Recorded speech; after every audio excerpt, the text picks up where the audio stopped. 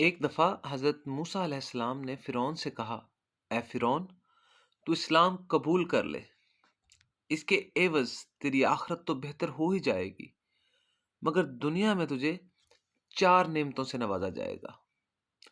تو علی الاعلان اس بات کا اقرار کر لے کہ اللہ تعالیٰ کے سوا اور کوئی خدا نہیں ہے۔ وہ بلندی پر افلاک اور ستاروں کا پستی میں جنوں انس شیاطین جانوروں کا پیدا کرنے والا، پہاڑوں دریاؤں جنگلوں بیابانوں کا بھی خالق و مالک ہے۔ اس کی سلطنت غیر محدود ہے، وہ بے نظیر و بے مثال ہے۔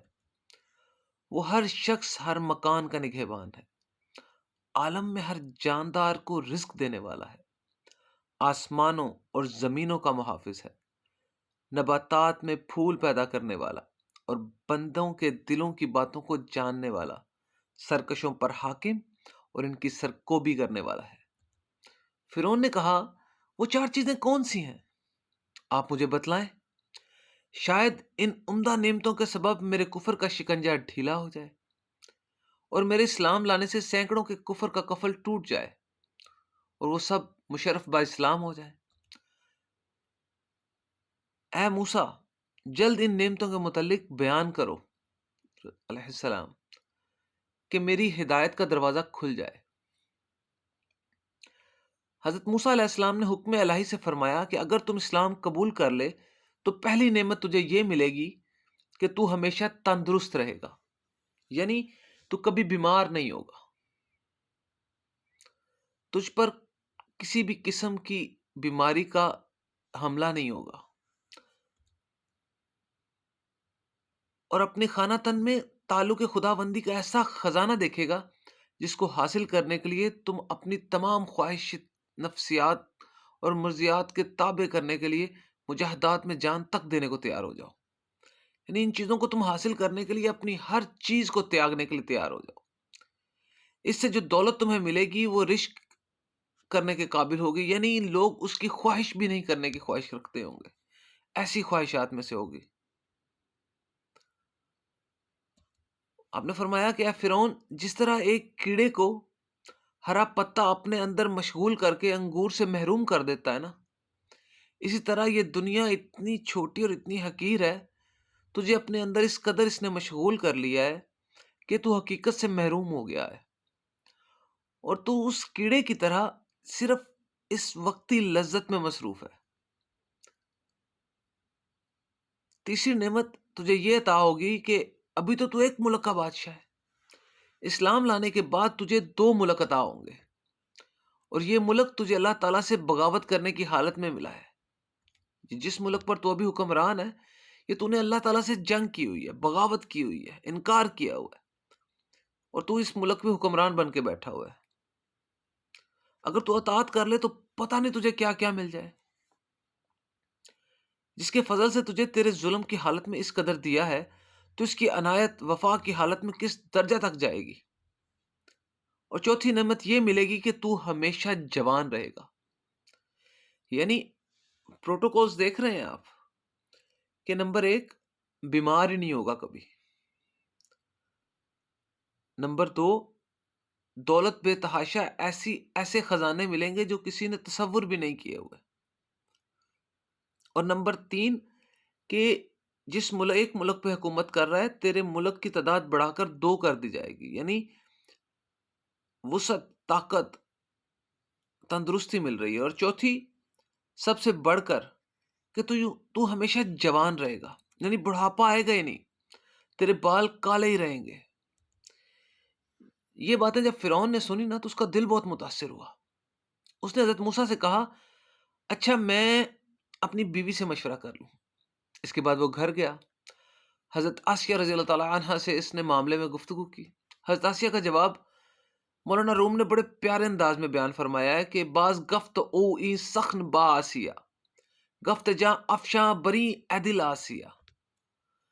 فرعون نے اپنی بیوی آسیہ سے جب یہ ماجرا بیان کیا تو انہوں نے کہا، ارے اس وعدے پر جان قربان کر دے، وقت کشت آمد زہے پر سود کشت، ای بگفت و گروباں گرد و گرم گشت۔ یعنی آپ نے فرمایا کھیتی تیار ہے اور نہایت مفید ہے، اب تک جو وقت گزارا ہے سب سے بے فائدہ گزرا ہے۔ یہ کہہ کر وہ زاروں قطار رونے لگے۔ پھر انہوں نے کہا تجھے مبارک ہو، آفتاب تیرا تاج ہو گیا ہے۔ حضرت موسیٰ علیہ السلام نے تیری برائیوں کی پردہ پوشی کی اور تجھے دولت باطنی دینا چاہتے ہیں۔ گنجے کا عیب تو معمولی ٹوپی سے بھی چھپایا جا سکتا ہے، مگر تیرے عیب کو تو حق تعالیٰ کی رحمت چھپانا چاہتی ہے۔ انہوں نے کہا کہ میری تو رائے یہ ہے کہ تجھے کسی سے مشورہ کرنے کی ضرورت ہی نہیں، تجھے تو اسی مجلس میں فوراً اس دعوت کو قبول کر لینا چاہیے تھا۔ حضرت موسیٰ نے جو دعوت تمہیں دی ہے کوئی ایسی ویسی بات تو نہ تھی جس میں تم مشورہ ڈھونڈتا پھر رہا ہے۔ یہ تو ایسی بات تھی کہ سورج جیسی رفیع المرتب مخلوق کے کان میں پڑتی تو سر کے بل اس کو قبول کرنے کے لیے آسمان سے زمین پر آ جاتا۔ اے فرعون، یہ عنایت تجھ پر خدا کی ایسی ہے جیسے ابلیس پر رحمت ہونے لگے۔ یہ حق تعالیٰ کا معمولی کرم نہیں ہے، تجھ جیسے سرکش اور ظالم کو یاد فرما رہے ہیں۔ ارے مجھے تو یہ تعجب ہے کہ اس کے کرم کو دیکھ کر خوشی سے تیرا پتا کیوں نہ پھٹ گیا اور تو برقرار کیسے رہا۔ اگر تیرا پتا خشک سے پھٹ جاتا خوشی سے تو دونوں جہاں سے تجھے حصہ مل جاتا، دنیا میں نیک نامی اور آخرت میں نجات ہوتی۔ کیسی عجیب بات ہے نا کہ واقعی یہ نعمتیں اسی لائق ہیں۔ اللہ تعالیٰ شہیدوں کے خون کے برابر انہیں وزن کرتے ہیں۔ جب آپ اللہ رب العزت کی خوشی میں اپنے آپ کو نثار کرتے ہیں۔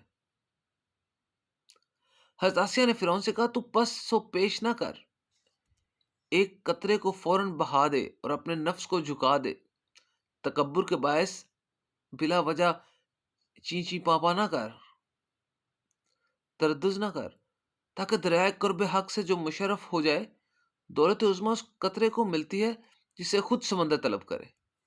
یہ تجھ پر نہایت ہی شفقت ہے کہ تجھے اس اصرار کے ساتھ بلایا جا رہا ہے کہ دریائے رحمت خود تجھے بلا رہا ہے، تو کیوں دیر کرتا ہے؟ جلد اپنے آپ کو ان کے ہاتھ فروخت کر دے۔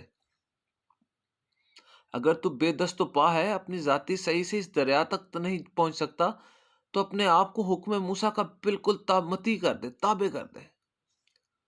جن انعامات کا تجھ سے وعدہ کیا جا رہا ہے تو ان پر بدگمانی مت کر، انہیں دھوکہ فریب مت سمجھ، بلکہ ان انعامات کو جلد حاصل کر تاکہ تو کہیں غلط بینی سے دھوکہ کھا کر برباد نہ ہو جائے۔ اپنی گردن خدا کے سامنے جھکا دے، اس کی بشارت سے خوش ہو جا۔ کب تک سرکشی کرتا رہے گا اور گردن تکبر سے اونچی کرتا رہے گا؟ وہ خالق و مالک تجھے تیرے گناہوں پر شرمندہ نہیں کر رہا، تو اس کا شکر ادا کر۔ خدا تجھے اپنے فضل سے اپنے تک رسائی کا رستہ دے رہا ہے، تو دوڑ کر جا۔ دیکھ تو صحیح ہے فرعون، اس قدر تیرے کفر عظیم کے باوجود اس کا اکرام تجھے کیوں کر قبول کر رہا ہے؟ کیا یہ انعام اور عطائے شاہی قابل قدر نہیں؟ ایسا عجیب بازار کس کے ہاتھ لگتا ہے کہ ایک گل کے عوض گلزار ملتا ہو اور ایک دانے کے عوض 100 درخت ملتے ہو۔ اس سوز و گدوز کے ساتھ آسیہ نے رغبت دلائی کہ جلد از جلد وہ رجوع الہی کر لے۔ فرعون نے وہی الفاظ پھر سے دہرائے، اچھا ہم اپنے وزیر حامان سے مشورہ کر لیں۔ حضرت آسیہ نے کہا اس سے بیان نہ کر، وہ اس کا اہل نہیں ہے، بھلا اندھی بڑھیا بازی شاہی کی قدر کیا جانے۔ نہ اہل کے وزیر بھی نہ اہل ہوتے ہیں۔ ہر شخص اپنی ہم جنس سے ہی مشورہ لیتا پسند کرتا ہے، پتہ ہے یہ ہماری فطرت ہے۔ اپنے ہم عمر ہم جنس جس سے آپ کو سکون ملتا ہو نا، جس کی باتوں سے آپ متوجہ ہو جاتے ہو، آپ اسی سے مشورہ کرنے جائیں گے۔ غیر خیر کہ فرعون نے بھی حامان سے ساری باتیں کہیں اور اس سے مشورہ مانگا کہ اب مجھے کیا کرنا چاہیے۔ حامان نے جب یہ باتیں سنی تو لال پیلا ہو گیا، غصے میں آ کر اس نے اپنا گریبان چاک کر دیا، شور مچایا، رونا دھونا شروع کر دیا، اپنے دستار کو زمین پر اٹھا اٹھا کے پھینکا اور کہتا ہے کہ حضور کی شان میں موسیٰ سے ایسی گستاخی کی۔ نعوذ باللہ، آپ کی شان تو یہ ہے کہ تمام کائنات آپ کی مسخر ہے، مشرق سے مغرب تک سب آپ کے پاس خراج لاتے ہیں، اور سلاطین آپ کے آستانے کی خاک بخوشی چومتے ہیں۔ انہوں نے آپ کی سخت توہین کی ہے۔ آپ تو خود پوری دنیا کے مسجود و معبود ہیں۔ آپ ان کی بات مان کر ایک ادنی غلام بننا چاہتے ہیں۔ اگر حضور آپ کو اسلام کی دعوت قبول کرنی ہی ہے تو مجھے پہلے مار دیں، تاکہ کم از کم میں آپ کی یہ توہین اپنی آنکھوں سے نہ دیکھ سکوں۔ آپ فوراً میری گردن کاٹ دیں، میں اس منظر کو دیکھنے کے تاب نہیں رکھتا۔ آسمان زمین بن جائے اور خدا بندہ بن جائے، ہمارے غلام ہمارے آقا بن جائیں۔ واہ! مولانا روم یہاں اس حامان بے ایمان کو مخاطب ہو کر سخت ناراضگی کا اظہار کرتے ہوئے کہتے ہیں کہ اے حامان مردود، کتنی ایسی حکومتیں جو مشرق تا مغرب پھیلی ہوئی تھیں، مگر خدا کے قہر سے آج ان کا نام و نشان نہیں ہے۔ جو زہر قاتل مشورہ حامان نے دیا، اس کے بارے میں مولانا اظہار کرتے ہیں کہ ای تکبر زہر قاتل وہاں کے ہا است ازمے پر زہر گشت آ کی جو مست۔ یہ تکبر جو حامان میں تھا زہر قاتل تھا اصل میں، اور اس زہر آلود شراب سے حامان بدمست ہو کر احمق ہو گیا تھا، اور اس ملعون کے مشورے سے فرعون نے قبول حق سے انکار کر کے خود کو دائمی رسوائی اور عذاب کے حوالے کر دیا۔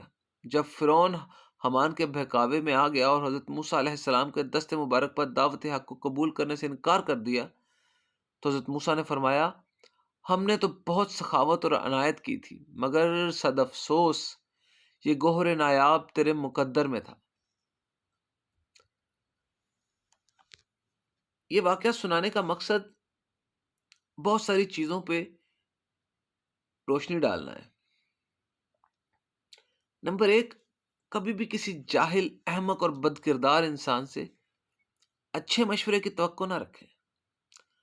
کوئی کتنا بھی پڑھا لکھا ہو، کوئی کتنا بھی قابل ہو، لیکن اگر اس کی نیت میں فطور ہے تو وہ کبھی آپ کو اچھا مشورہ نہیں دے گا۔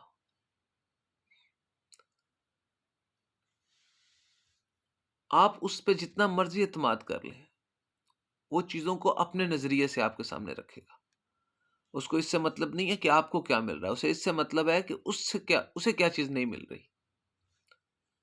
دوسری بات یہ ہے کہ اگر عورت صاحب کردار ہو نا، اس کے اندر خوبیاں ہوں، اس کا ویژن کلیئر ہو، اس کی سوچ، اس کا نظریہ کسی ہوس، کسی حسد کا محتاج نہ ہو، تو اس سے بھی مشورہ کیا جا سکتا ہے۔ آپ اس سے بھی اپنے معاملات میں اصلاح لے سکتے ہیں۔ تیسری چیز جو بڑی خاص ہے کہ اگر اقتدار یا طاقت بیوقوف لوگوں کو دے دی جائے، وہ خود تو بیوقوف ہوتے ہی ہیں، وہ اپنے ارد گرد کھڑے لوگوں کو جو ان کے ساتھ کام کر رہے ہوتے ہیں ان کو اپنا تابع کر کے بیوقوف ہی بناتے ہیں۔ ان کو آؤٹ آف دا باکس ایک نیو ویژن، ایک نئی سوچ کا نظریے کو چھونے نہیں دیتے۔ ہمیشہ کوشش کریں اچھے لوگوں کی صحبت اختیار کریں۔ وہ اگر آپ کو کچھ اچھا نہیں نہ دیں گے تو وہ آپ کو کوئی برا بھی نہیں دیں گے، کچھ نہ کچھ اچھا مل تو جائے گا نا۔ درخت ہرا ہو نا، وہ پھل نہ بھی دے سایہ دے دیتا ہے، چھاؤں دے دیتا ہے۔ اللہ آپ کا اور ہمارا حامی و ناصر ہو۔